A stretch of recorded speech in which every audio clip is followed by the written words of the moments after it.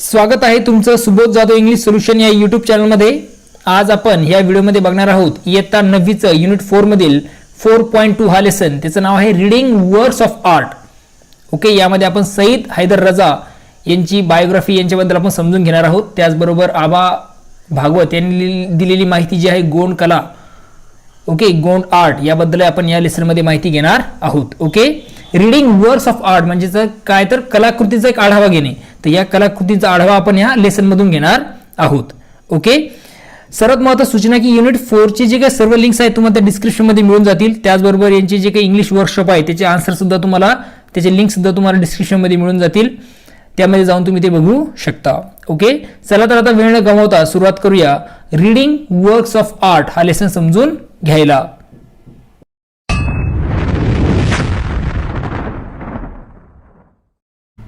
सईद हैदर रजा, popularly non as रजा। सईद हैदर रजा हे जे भारतीय कलाकार होऊन गेले ते रजा या नावाने लोकप्रिय होते। He was an renowned Indian artist. Okay, ते काय होते तर भारतातील एक प्रख्यात असे कलाकार ते होते। Simple geometric shapes, simple geometric shapes म्हणजे काय तर सर्वसाधारण किंवा सामान्य अशा भौमितिक आकार। स्ट्रायकिंग कलर कॉम्बिनेशन, वेधक अशा रंगसंगती। कॅपिटिवेटिंग कॉम्पोजिशन, आकर्षक अशा रचना। These are some of the characteristic features of his painting. ह्या काही त्यांच्या पेंटिंगच्या काही वैशिष्ट्य हे आहेत। हे म्हणजे त्यांनी जे पेंटिंग बनवले आहे त्याचे काही वैशिष्ट्य, खास अशी वैशिष्ट्य आहेत। And so are the colours blue and orange, आणि त्याचबरोबर निळा आणि केशरी हे दोन रंगही त्यांचे वैशिष्ट्य आहेत। त्यांच्या पेंटिंगचे वैशिष्ट्य आपल्याला सांगता येतील। कुठले कलर? ब्ल्यू आणि orange. You will find them in almost all his paintings. त्यांच्या जवळपास सर्व चित्रांमध्ये तुम्हाला या दोन रंगाचा वापर केलेला दिसून येईल। None of his paintings depict life like human figures or copies of scenes from his environment. त्यांच्या कुठल्याही चित्रामध्ये तुम्हाला सजीव अशी मानव आकृती किंवा मग जे काही आसपासचं सराउंडिंग आहे त्यांचं देखावं किंवा त्यांची सीन्स तुम्हाला दिसणार नाहीत। Okay, life like human figures म्हणजे मानवाचे जे काही अवयव आहेत त्यांचा चित्र असेल किंवा मग आजूबाजूचं सराउंडिंग जे सीन्स असतील, देखावे असतील, त्यांचे तुम्हाला दर्शन होणार नाही त्यांच्या पेंटिंगमध्ये। His paintings belong to the abstract style of painting. त्यांचे जे चित्र आहेत ही ॲब्स्ट्रॅक्ट म्हणजे काय, अमूर्त अशा रंगकृतीच्या शैलीत मोडणारी ती आहेत। म्हणजे अमूर्त अशी त्यांची रंगशैली किंवा चित्र त्यांचे आहेत। Such paintings are not inspired by any external factors. अशी जी चित्र असतात ती कुठल्याही बाह्य घटकांनी प्रभावित झालेली नसतात, आणि त्यांची चित्र सुद्धा काय तर कुठल्याही बाह्य घटकांनी प्रभावित झालेली नाहीत। They originate when the artist tries to peep into his own inner mind. कोणताही कलाकार जेव्हा आपल्या स्वतःच्या अंतरंगात डोकावून पाहतो त्यातून अशी चित्र साकार होतात। पीप म्हणजे डोकावणे। They are made by arranging circles. ही चित्र जी आहेत ती कशी बनवली जातात तर अरेंजिंग सर्कल्स म्हणजे वर्तुळांना एक अरेंज करणे। ट्रायंगल्स म्हणजे त्रिकोण, स्क्वेअर म्हणजे चौकोन, रेक्टँगल म्हणजे आयत, लाईन्स म्हणजेच रेषा, आणि डॉट्स म्हणजे ठिपके।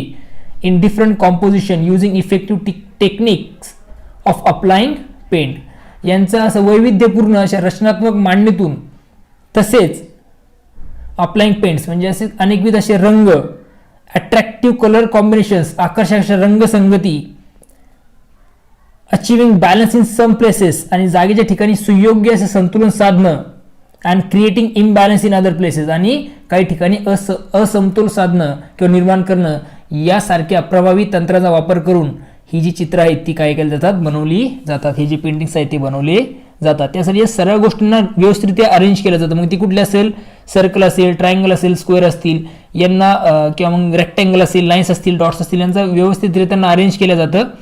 डिफरंट अशी कंपोजिशन्स वापरले जातात, इफेक्टिव्ह टेक्निकचे, अट्रॅक्टिव्ह कलर कॉम्बिनेशन वापरलं जातं, आणि एक बॅलन्स इम्बॅलन्स साधून काही ठिकाणी अशा प्रकारची चित्र बनवली जातात। Raza found his paintings through his study of Indian art and its heritage, cultural context and philosophy. आता रजा फाउंड हिज पेंटिंग्स, रजाचे जे हे पेंटिंग्स आहेत त्या काय आहेत तर through his study of Indian art, म्हणजे त्यांच्या ह्या ज्या काही कलाकृती दिसतात आपला त्या कशातून दिसतात तर भारतीय कला आणि इट्स हेरिटेज, हेरिटेज म्हणजे काय त्याचा वारसा, कल्चरल कॉन्टेक्स्ट म्हणजे सांस्कृतिक संदर्भ आणि फिलॉसॉफी म्हणजे तत्वज्ञान यांच्या अभ्यासातून रजा यांनी काय केली तर ही जी चित्र आहेत ती बनवली आहेत किंवा मग या चित्रांचा शोध त्यांनी लावला आहे. रजा फाउंड हिज पेंटिंग्स, त्यांनी या चित्रांचा शोध लावलेला आहे. कुठल्या गोष्टीतून? इंडियन आर्ट असेल त्याचं हेरिटेज म्हणजे वारसा, कल्चरल कॉन्टेक्स्ट म्हणजे सांस्कृतिक संदर्भ आणि फिलॉसॉफी म्हणजे तत्वज्ञानातून. His pictures seem to radiate peace and life at the same time, त्यांच्या चित्रामधून एकाच वेळी शांतता आणि सजीवता या दोन्हींचं उत्सर्जन होतं असं आपल्याला वाटतं. We realize that the painting is a visible form of very deep thought. Okay, we realize that the painting is visible form of very deep thought. त्यांची चित्र पण आपल्याला कसं खूप गहन विचार यातून मांडलेले आहेत असं आपल्याला जाणवतं, म्हणजे खूप डीप थॉट्स, खूप गहन असे विचार त्यातून मांडलेले आहे असं आपल्याला तिच्यातून रिअलाइज होतं किंवा मग जाणवतं. Very few abstract paintings communicate with the viewers, खूप अशा कमी जे अब्स्ट्रॅक्ट पेंटिंग आहेत, अमूर्त असे जे चित्र आहेत ते आपल्या व्ह्युअर सोबत म्हणजे जे प्रेक्षक आहेत त्यांच्याशी संपर्क साधू शकतात. ॲज मच ॲज रजाज डू, म्हणजे ज्याप्रमाणे रजांच्या पेंटिंग्स या काय करतात संपर्क साधतात कोणासोबत? दर्शकांसोबत. ओके, संपर्क साधतात. तशा प्रकारच्या खूप अशा कमी ॲब्स्ट्रॅक्ट पेंटिंग आहेत ज्या व्ह्युअर सोबत काय करतात तर कम्युनिकेट करतात किंवा संपर्क साधतात. बघा खूप छान चित्र दिसते बघा, राऊंड राऊंड गोल गोल केलेले. Raza was born in a small village in Madhya Pradesh, रजांचा जन्म हा मध्य प्रदेशातील एका लहानशा गावात झाला. He began to paint from the age of 12, वयाच्या 12व्या वर्षापासूनच त्यांनी चित्रकलेला सुरुवात केली होती. He studied art at the Chitrakala Mahavidyalaya at Nagpur and then at the J School of Art in Mumbai, त्यांनी नागपूरच्या चित्रकला महाविद्यालयातून आणि नंतर मुंबईच्या जे स्कूल ऑफ आर्ट येथून कला विषयाचे शिक्षण घेतलं. Later he went to France to study art, त्यानंतर कलेचे शिक्षण घेण्यासाठी ते फ्रान्सला गेले. आफ्टर फ्यू इयर्स, काही वर्षानंतर he decided to settle in France. Okay, त्यांनी फ्रान्स येथे स्थायिक व्हायचं ठरवलं. हिज वाईफ वॉज फ्रेंच, त्यांची जी बायको होती ती फ्रेंच होती. He won many national and international awards. Okay, त्यांना अनेक असे राष्ट्रीय आणि आंतरराष्ट्रीय पुरस्कार मिळाले आहेत किंवा त्यांनी ते जिंकले. He was honoured with all the 3 Padma awards. Okay, त्यांना तीनही जे काही पद्म अवॉर्ड आहेत त्यांना ते मिळालेले आहेत किंवा मग त्यांचा सन्मान ते देऊन करण्यात आला. कुठले कुठले awards? Padma awards, Padma Shri award, Padma Bhushan award आणि पद्मविभूषण अवॉर्ड. म्हणजे थोडक्यात सांगतील की त्यांना पद्मश्री आणि पद्मभूषण त्याचबरोबर पद्मविभूषण हे जे तीनही पद्म पुरस्कार आहेत ते देऊन त्यांना गौरवण्यात आलं होतं. With all the awards and honours his paintings were exploring a spiritual metaphysical path. Okay, या सर्व पुरस्कार आणि सन्मानांबरोबरच त्यांची जी चित्रे आहेत ती आध्यात्मिक, स्पिरिच्युअल, मेटाफिजिकल पाथ, म्हणजे मेटाफिजिकल म्हणजे काय तात्विक मार्ग धुंडाळत होती. Gradually the bindu or point came to be the core of his paintings. Okay, काय सांगितले त्यांनी? जे ग्रॅज्युअली म्हणजे हळूहळू, द बिंदू, बिंदू म्हणजे ठिपका, ऑर पॉइंट म्हणजे पॉइंटलाच ठिपका असं म्हणतो. Came to be the core of his painting, आता ठिपका हा त्यांच्या चित्राचा केंद्रबिंदू झाला, हळूहळू तो त्यांचा केंद्रबिंदू झाला पेंटिंगचा. He describe his work in this words, ते त्यांचं जे काही चित्र आहे त्यांचं जे वर्क आहे ते कशा प्रकारे वर्णन करतात, ते चित्राचं वर्णन ते कशा प्रकारे करतात. My work is my own inner experience and involvement with the mysteries of nature and form which is express in colour, line, space and lights. इथे ते स्वतःच्या चित्रांबद्दल काय म्हणतायत? माझी जी की कलाकृती आहे ही माझी आंतरिक अनुभूती आहे, म्हणजे माझे स्वतःचे एक्सपिरियन्स आहे. ओके, आंतरिक असे एक्सपिरियन्सेस आहेत, आंतरिक असे अनुभव आहेत. Okay, and involvement with the mysteries of nature, आणि निसर्गातील गूढता आणि त्यांची अनेकविध अशी रूपं यांच्याशी असलेले माझं नातं. मग ती कशातून? कलर म्हणजे रंग, लाईन म्हणजेच रेषा, अवकाश स्पेस म्हणजे अवकाश आणि लाईट म्हणजे प्रकाश, यातून ती व्यक्त केलं आहे असं ते स्वतःच्या पेंटिंग बद्दल म्हणतात. समटाइम्स काही वेळा an artist's thoughts appear to be too complex or even complicated when they are expressed through words. काही वेळा कलाकारांचे जे विचार असतात ते शब्दातून व्यक्त होतात आणि ते कधी कधी खूप क्लिष्ट आणि गुंतागुंतीचे वाटतात. फॉर हिम त्यांच्यासाठी the effective medium of communication is his work, his painting. त्यांच्यासाठी काय तर त्यांचं चित्र हेच त्यांचं संवादाचं प्रभावी माध्यम होतं. रजा हॅड ग्रेट क्रिएटिव्हिटी. रजांकडे अतिशय सृजनशीलता होती किंवा क्रिएटिव्हिटी त्यांच्याकडे होती.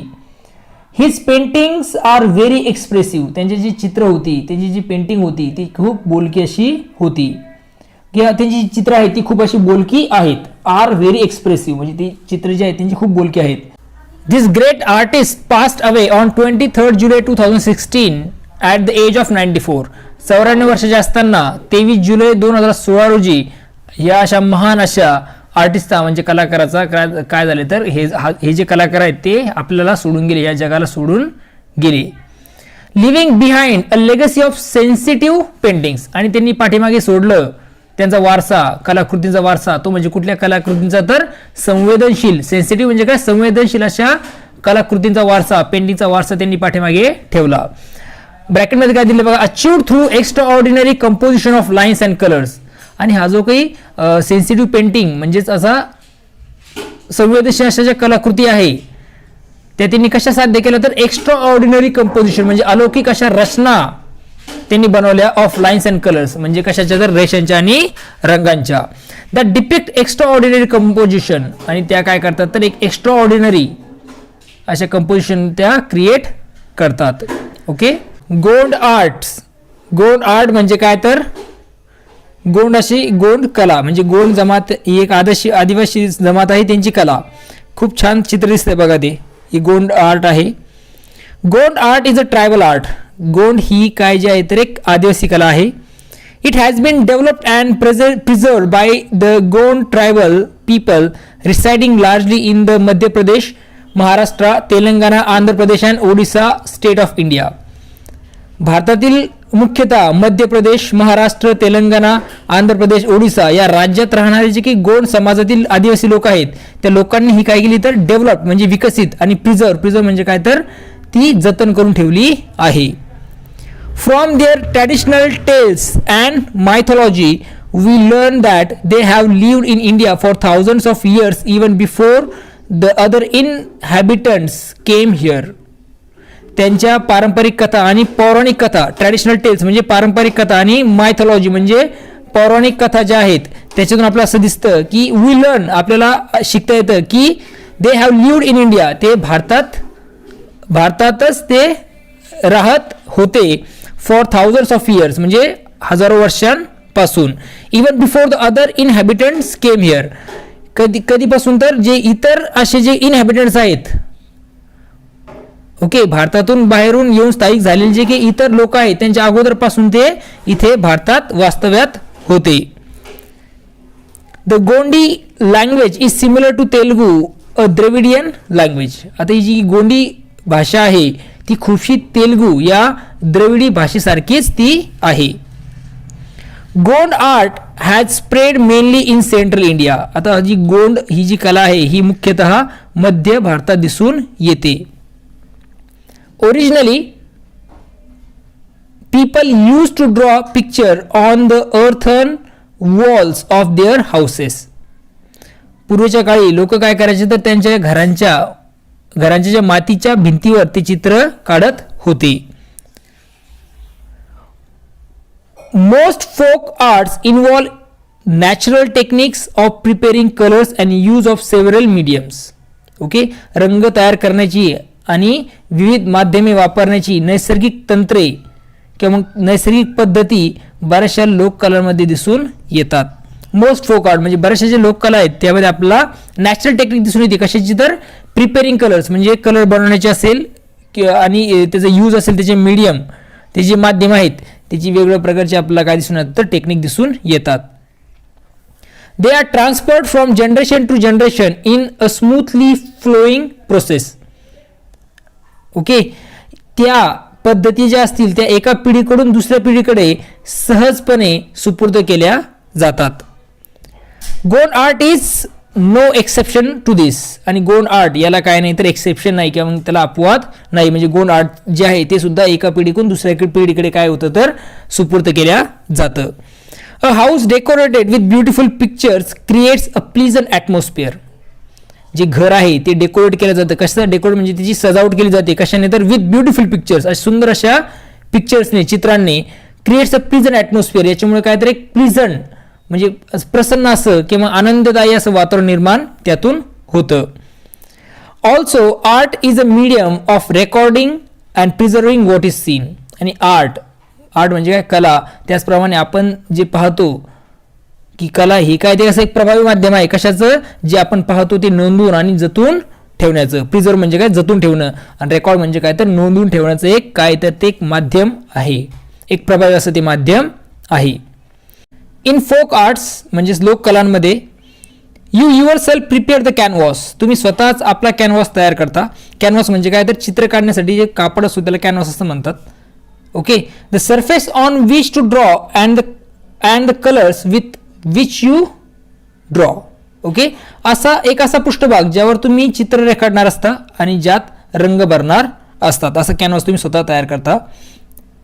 दिस is why creating folk art is very enriching experience. Okay, म्हणूनच लोककला निर्मिती हा एक अतिशय समृद्ध करणारा असा अनुभव आहे. इनरिचिंग म्हणजे काय? समृद्ध करणे. एक्सपिरियन्स म्हणजे काय? अनुभव आहे. त्यामुळेच आपण असं म्हणतो की लोककला निर्मिती हा एक अतिशय समृद्ध करणारा असा अनुभव असतो. This richness is reflected in the choice of their medium. समृद्धता त्यांनी निवडलेल्या माध्यमातून दिसून येते. ही जी रिचनेस, ही जी समृद्धता आहे is reflected in the choice of there mediums. त्यांनी निवडलेली जे माध्यम आहे त्यातून ती दिसून येते. In the days of past म्हणजेच पूर्वीच्या काळी several things in nature such as soils of different parts. निसर्गातील सेव्हरल गोष्टी, वेगवेगळ्या गोष्टी ज्यामध्ये सॉइल ऑफ डिफरंट शेड्स, ज्या वेगवेगळ्या प्रकारच्या शेडची सॉइल आहे, माती. त्याचबरोबर द ज्यूस ऑफ प्लांट्स, झाडांचं ज्यूस म्हणजेच त्यांचा अर्क, त्यांचा रस. आता रस कशाचा आहे? लिव्ज म्हणजे पानाचा रस. ट्री बार्क म्हणजे झाडाच्या साली. फ्लावर्स फुलांचा रस. फ्रुट्स म्हणजे फळांचा रस असेल तिथं. त्याचबरोबर and even things like coal, त्याचबरोबर कोळसा. काऊ डग्स म्हणजे शेण असेल. We are use to prepare colours, या सर्वांचा वापर केला जायचा कशासाठी तर रंग तयार करण्यासाठी. Okay, the different colors, various textures and patterns were used year after year. Okay, आता इथे काय सांगितलेलं आहे की द डिफरंट कलर्स, हे जे वेगवेगळे कलर आहेत, त्याचबरोबर व्हेरियस टेक्स्चर्स, विविध असे टेक्स्चर ज्याला आपण पोत म्हणतो, आणि पॅटर्न म्हणजे आकार, हे काय केले जायचे तर were used year after years, ते वर्षानुवर्ष वापरले जायचे. Lending a simplicity to the art, ज्यामुळे काय व्हायचं तर जी कला आहे ती कशी व्हायची तर सुलभ अशी ती होत होती. सिम्प्लिसिटी म्हणजे काय तर त्यामध्ये एक सुलभता किंवा सुबोधता येत होती किंवा ती येते. When we see this pictures, जेव्हा आपण हे पिक्चर्स बघतो, ओके, वी रिअलाइज दॅट, आपल्याला असं रिअलाइज होतं की a picture drawn this way, ही जी पिक्चर आहे, हे जे चित्र आहे ते धिस वे म्हणजे या वेने, ऑर द अदर किंवा मग दुसऱ्या वेने, कॅन लुक इक्वली ब्युटिफुल, म्हणजे या किंवा कुठल्याही या किंवा त्या कुठल्याही प्रकारे ती काढली तरी ती तितकी सुंदर दिसतात. What a deep thought this art conveys and so easily. Okay, किती गहन असे विचार या कलाकृती मांडतात. डीप थॉट म्हणजे काय, गहन असे विचार, अँड सो इझिली, आणि किती सहजतेने त्या कलाकृती ह्या गहन असे विचार मांडतात. In the Gond style of art, Gond या कलेच्या शैलींमध्ये, we see that the outline may vary a little from artist to artist, but the designs that feel it make the whole picture look lively and attractive. आता या जी की गोंड जी आहे कला आहे त्या शैलीमध्ये जी की चित्राची बाह्य रूपरेषा आहे म्हणजे आउटलाईन जी आहे त्या चित्राची may vary a little from artist to artist, म्हणजे प्रत्येक आर्टिस्टनुसार म्हणजेच कलाकारानुसार ती कशी असते तर थोडी थोडी बदलत जाताना आपल्याला दिसून येते. But the designs that feel it make the whole picture look lively and attractive. पण त्याच्या आतील भरीव नक्षीकाम मात्र संपूर्ण चित्राला सजीव आणि आकर्षक बनवते. लाईव्हली म्हणजे सजीव. ओके, त्यातलं जे काही नक्षीकाम केले गेलं आतलं ते त्या चित्राला कसं बनवतं सजीव आणि आकर्षक बनवतं. The designs include simple textures achieved using dots, straight lines, dotted lines, curvy shapes and circles. ठिपके असतील, सरळ रेषा म्हणजे स्ट्रेट लाईन, ठिपक्यांच्या रेषा म्हणजेच त्याला आपण डॉटेड लाईन्स असं म्हणतो, गोलाकार आणि वर्तुळे. ओके, इत्यादींतून निर्माण होणाऱ्या साध्या सोप्या आकारातून अनेक प्रकारचे नक्षी तयार होतात म्हणजे वेगळ्या प्रकारचे डिझाईन्स त्यामधून तयार होतात. Special attention is given to the choice of various colours so that the total effect is amazing and beautiful. Okay, विविध रंगांच्या योग्य निवडीकडे काय केलं जातं तर विशेष लक्ष दिलं जातं. यांच्याकडे विशेष लक्ष दिल्या गेल्यामुळे आपण काय करू शकतो तर संपूर्ण चित्राचा परिणाम अतिशय मोहक आणि सुंदर त्यामुळे होऊ शकतो. अमेझिंग आणि ब्युटिफुल अशा प्रकारचं ते चित्र होऊ शकतं जर आपण काय केलं तर विशेष लक्ष दिलं कशाकडे तर रंगांच्या वापराकडे, त्यांच्या चॉईसकडे. शेवटचा पॅराग्राफ आहे बघा. In today's age of commercialisation many men have taken up Gond art. आजच्या जे काही व्यापारीकरण आहे म्हणजेच कमर्शियलायझेशन आहे या काळामध्ये अनेक पुरुषही गोंड कला आत्मसात करू लागले आहेत. बरेचसे मेन जे आहेत ते काय करतात तर गोंड जे काही कला आहे गोंड आर्ट त्याला आत्मसात करत आहेत. But the roots of folk arts probably lies in women's daily chores like cleaning and decorating the houses, dealing with natural colours in the course of cooking and in their leisure time activities. पण लोककलांची पाळीमुळे मात्र स्त्रियांच्या दैनंदिन जीवनातील साफसफाई, घर सजावट करणे, स्वयंपाकाच्या वेळी हाताळले जाणारे नैसर्गिक रंग आणि त्यांचे जे फुरसतीचा वेळ म्हणजे लेजर टाइम, जो लेजर म्हणजे त्यांचा जो फुरसतीचा वेळ आहे, रिकाम वेळ आहे, त्या वेळातील छंद यासारख्या अनेक गोष्टींमध्ये रुजलेली आहेत असं आपण म्हणू शकतो. विशेषतः लोककला ही स्त्रियांच्या कामामध्ये जे डेलीचे वर्क आहे त्यामध्ये आपल्याला दिसून येते असं आभा भागवत असं आपला सांगत आहेत या गोंड आर्ट या पॅराग्राफमधून. आय होप तुम्हाला हा लेसन जो आहे तो व्यवस्थितरित्या समजलेला आहे. चॅनलला लाईक करा, सबस्क्राईब करा आणि शेअर सुद्धा करा. पुन्हा भेटूया नवीन व्हिडिओमध्ये. बघत राहा सुबोध जाधव इंग्लिश सोल्युशन हे यूट्यूब चॅनल. तोपर्यंत थँक्यू अँड टेक केअर.